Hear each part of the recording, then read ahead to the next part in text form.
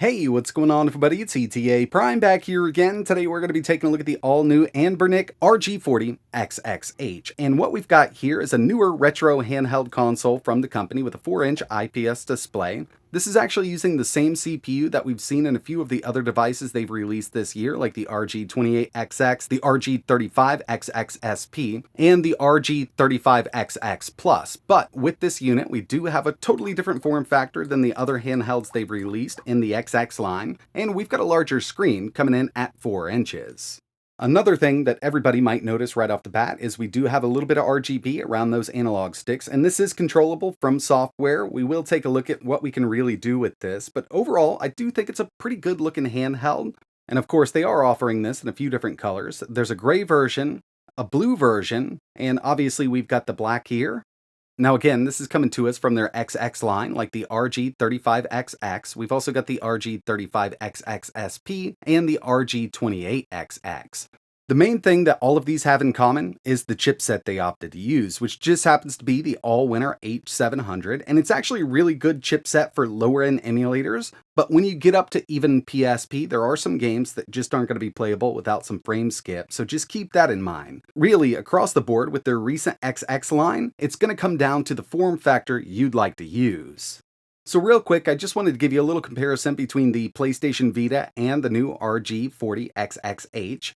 Because a lot of you may have held a Vita before, so you can kind of get a good idea of, the size difference here. And the Vita is coming in larger. We've got these curved edges around back, which I think is just a bit more comfortable to hang on to. I've always loved the PS Vita design. It's been pretty comfortable in my opinion.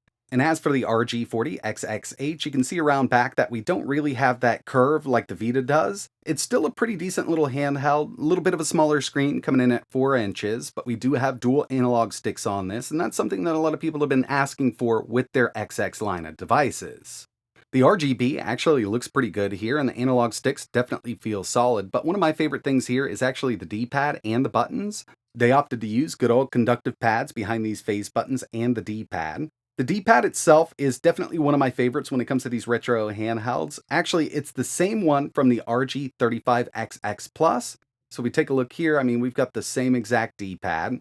When it comes to that RG28, it was a bit smaller. And as for the XXSP, they did have to recess that one a bit more because, we've got a clamshell design. It wouldn't be able to stick up out of the top and close that thing down. So yeah, I'm glad that they used this D-pad in the RG40XX. While holding the device, the shoulder buttons and triggers are really easy to get to, and they did add a little bit of texture to them, so you're not going to be slipping off, but keep in mind that the triggers here are not linear. They're either on or off. And up top here, we've got our power button, volume rocker, LED indicator, USB Type-C, a reset button, and we've also got mini HDMI, so we can go to a larger display. Moving around to the bottom, we've got a 3.5mm headphone jack, dual micro SD card slots, and dual speakers down here. The CPU is the all-winner H700, so we've got a quad-core Cortex A53 at 1.5 GHz. GPU is that Mali G31 MP2, and we've got 1 GB of RAM here. Taking a look at the operating system, we've definitely seen this before in their other XX devices. We've got some standalone emulators up front, and then we can always access RetroArch. This is the section I'm usually in. We've got some PSP, PlayStation, Nintendo DS, N64, Thomas Wave, Open Bore, CPS 1, 2, and 3, some FB Neo, Famicom, Game Gear, Game Boy Color, Game Boy Advance, OG Game Boy, Game & Watch, MAME, Mega Drive, Neo Geo, MSX, Neo Geo Pocket Color, PC Engine CD, some Pico, Sega Master System, Super Nintendo, 32X. We've got a vertical section here. Virtual Boy, Wonder Swan. We've also got some ports here like Doom and Quake. So we've got all of the basics, and yeah, this thing is definitely able to play thousands and thousands of different retro games at full speed. But again, when you move up to, let's say, PSP, without frame skip on, you're going to be hard-pressed to play something like Chains of Olympus. And even with frame skip, you're going to be running at about 25 FPS. Got a few extra apps in here, like a music player. There's also a video player, ebooks. I've really never messed around with this too much in these handhelds. Favorite section, recently played, search function, and of course we've got the settings here. Now going down the list, this is going to have the same stuff that we did with the other XX devices, except we've got RGB control, and there's a few different modes that we can use here. We've got 5 levels of brightness on that screen adjustment, and moving down just a bit to the RGB, we can totally disable it if we want to. We've also got a brightness and speed control, because as you can see, we've got the rainbow going, kind of going around with the RGB. You can speed this up, slow it down, and we've also got some built-in presets. Multicolor rainbow is the one that I've been using, and this is what it was out of the box. We've also got a monochromatic rainbow, which goes kind of crazy, and that speed effect will definitely slow this down for us. Double joystick chasing light, and it will change colors when you use the joysticks here. Moving up a bit, we've got breathing slow. There's also a medium and a fast, so this is kind of self-explanatory. Just going to breathe in and out for us. Go to the medium speed if you want to, up to the fast. But there's another one here known as Simulator Phantom. And once we select this preset, you'll notice that the lights go out until we move into the menu and we start selecting our different emulators. It's actually going to change up depending on where we are in the operating system. Unfortunately, at the time of making this video, there's no way for the end user to adjust the color per platform, but I think that would be pretty cool in, a future update, maybe with this device or something else, but it'd be awesome to be able to customize that. Now it's time to get into a little bit of testing, and of course with the H700 we do have a pretty decent little CPU here when it comes to those lower end emulators. You want to do some NES, SNES, PC Engine, CPS 1, 2, 3, not an issue. We're going to be starting out here with some GBA and then kind of work our way up. I personally like using RetroArch for most of this stuff. When it comes to PSP, we will be using the standalone version of PPSSPP. But getting into it right here, we do have bezels enabled, so with something like GBA, which wasn't exactly a 4:3 aspect ratio console, those fill it out really nicely.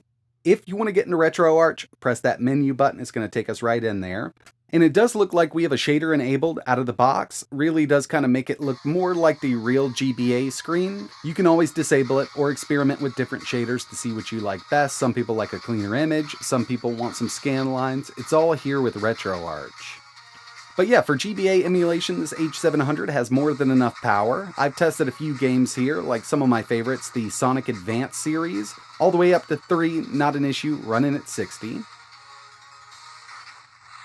Moving over to some Sega Genesis, otherwise known as Mega Drive, got some Golden Axe going here. I do like this display. I think it looks really good. It's a bit bigger than the other ones in their XX line. I think those maxed out at 3.5 with the RG35XX SP and the XX Plus. I've got the brightness all the way up at level 5 right now, and it's a pretty clean image for these retro games. Moving over to some PlayStation, and I knew we'd have a really good experience here. By the way, the analog sticks are pre-programmed, so games that support analog sticks on original PlayStation will work with the ones built in. But for Colin McRae Rally 2, I always use the D-pad. It's just a little more accurate in my opinion. And even a game like Bloody Roar 2 is going to run at 60 FPS on the H700 in this device. When it comes to N64, I'll tell you, yeah, there's a lot of games that are going to run pretty decently on this device, but you may run into a few that give you issues. Now, I really do think that the H700 has more than enough power to emulate those games. It's really going to come down to the emulator itself. I tested out Beetle Adventure Racing. Obviously, we've got Gex here. Both of these were definitely playable, but moving over to GoldenEye 007, it was a bit hit or miss. Some sections were fine. Moving over to other ones, it really did dip down. Now it's time to test out some Dreamcast and this D-pad. And yeah, I mean, we're using the good old Anbernic D-pad that they used to use in their older devices. This is one of my favorites when it comes to these retro consoles. We've got Marvel vs. Capcom 2 running here, pulling off these special moves pretty easily with it. Now I do have to reposition my hand just a bit for some of these moves because we've got that analog stick in the way down there. But overall, I mean, this is a really good D-pad for fighting games on this handheld. And the final thing I wanted to show off here was some PSP emulation. We're using the standalone version of PPSSPP, 1x resolution, OpenGL backend, that's all we have access to, and I'm not using FrameSkip right now with Ridge Racer. In some areas, we're running perfectly at a constant 60 FPS, but then it really does kind of dip down in others. Now, there are easier to run games, but I did want to show you some games that people might be playing here. We've got Tekken 6, no FrameSkip, so I've got it completely off. Unfortunately, even with the lowest settings here, we're hard-pressed to hit 60. And if we were to enable FrameSkip, given that this game does natively run at 60, we should theoretically be able to play this at 30. and we're right under that mark also. So yeah, this little H700 is going to have a hard time keeping up with the higher end PSP games. Alright, so I do like the form factor here. Glad that we have a larger screen than the other devices in the XX line. This will fit right in your pocket. RGB is pretty cool if you're into that. Again, you can always disable it. Price point on this is $69 plus shipping, so you're going to be right there around $85 getting one of these from their website. The D-pad is great on this device, and as soon as I saw it in images, I knew we'd have a pretty decent one here with what Anbernic has done in the past. Using the conductive pads under the face buttons and the D-pad really does kind of give it that retro feel.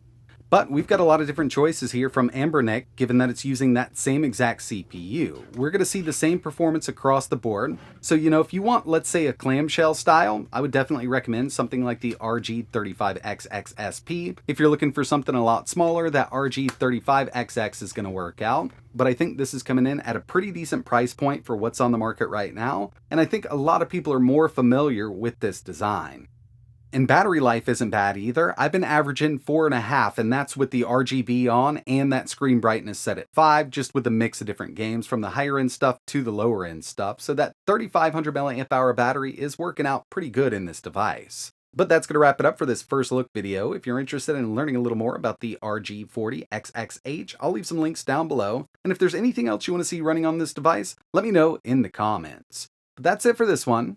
Like always, thanks for watching.